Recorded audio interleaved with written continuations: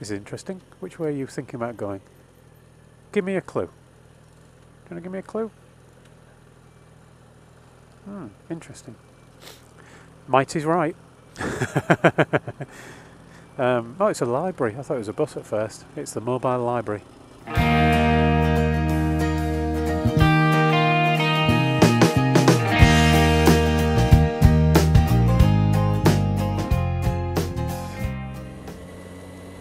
Good afternoon, everybody. Calm Biker here. South on an afternoon ride, Thursday afternoon. Grey skies. They look even greyer when you've got a dark visor on. I went out for a ride the other day with Danny G 1980 to Cleethorpes and Skegness. Not sure if I've put the video up yet or not. Depends what order I upload them in. And quite a lot of the way there I was thinking, oh, it looks miserable, it's going to rain soon, I'm sure. But thanks for that.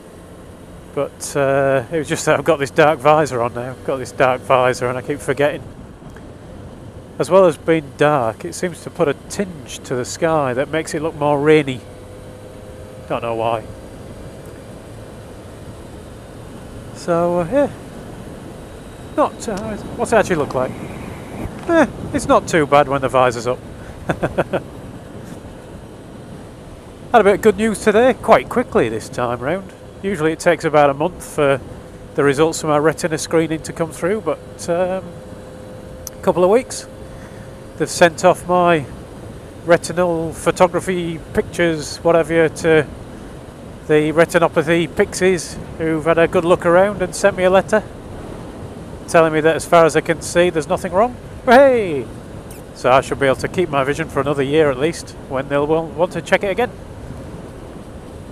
Of course, they put in the letter, as far as we can see, there are no obvious signs of retinopathy or damage to blood vessels. This means you have a low risk, all that kind of stuff. They don't actually say, no, there's nothing. Trying to cover themselves, I guess, in case I go back and say, well, I've gone blind, and you told me I was alright. But yeah, good bit of news that. It's always a bit of a worry for the few weeks afterwards. You know, just in case something's developed in the last year. So all is well. It'll soon be time for my annual diabetes check where they ask about those results and do various blood tests and what have you. Hopefully that'll all be good too. Anyway, that's not the point of this video. The point of this video is a couple of things that have happened recently. That both came up with the same, or both linked to the same thing. One was some comments on a video. I won't say which video, it's nothing spectacular. But where I was talking to somebody about who had right of way in a particular circumstance. It was two cars, in fact, nothing to do with bikes. And then I went out for a, ooh, look at that. Nice. Then went out for a ride. I went out for a walk with Mrs. Calm. And we were crossing a road near to where we live. And it was a two-way road. And there was a car coming from the left-hand side. It was quite a distance away, but we weren't sure about its speed. So we started crossing, then kind of looked at it and thought, yeah, well, we'll let it go. So we let it go past. And actually, it didn't go past. It stopped and waved us across, so we thanked him and all was good. And as this was happening, a woman walked past us really quick and said, you've got right away if you're crossing, and just walked across, potentially in front of this car. And it made me think, right of way is all well and good, isn't it? But right of way doesn't help you very much if you're in the hospital with a broken leg or a broken pelvis because you've walked in front of a car and you had right of way. Actually, I don't think you do have right of way if you're crossing and there's a car coming. I think that's only on a zebra crossing, but anyway, that's by the by.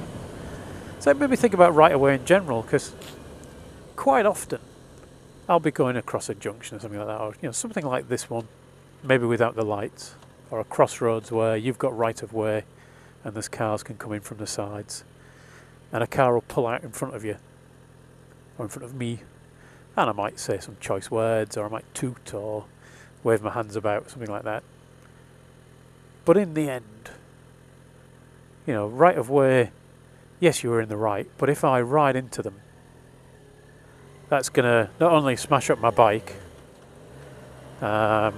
which would mean at the very minimum an insurance claim. And yes, it got against their insurance, but I don't know what it's like around the world, but here, their insurance would probably pay for the damage to my bike. But then I have to declare that I was involved in an accident. And over here, that means that your insurance goes up, whether it was your fault or not. So I can do without that. And then of course it could be worse. I could go flying off the bike and break an arm or a leg or hit my head. Could be killed. And having the right of way in those cases, and being in the right from the point of view of insurance, really isn't going to do me any favours. And it won't help Mrs. Calm when she's burying me. So, although she'll get a decent insurance payout, you know, health, life insurance, she'll be all right. That's a bit of my black humour there. I do apologise. But you know, this thing of right of way, I think is a good thing from a point of view of a legal standpoint. But what I put into practice when I'm riding is something completely different. Check my speedo, 26, 29. Oh, I can get away with a few. And when I'm riding, I'm generally more using the, I think they use it in India, might is right. I'm not sure it's a written law or anything, but essentially the bigger you are, the better or the more right of way you're going to have. So if there's a truck that looks like it's pulling out of a junction, I'm going to stop. I'll toot me on, I'll shout those choice words, but I'll work on the principle that might is right, and if you're going to pull out, you go for it. I'll avoid you. I'm not going to be thinking about how useful it's going to be for a compensation claim in the future or a court case as I ride under the wheels of an articulated lorry. But I think probably all sensible riders work on that principle. It's not going to help you, is it? So picking up the pieces, knowing that you were in the right.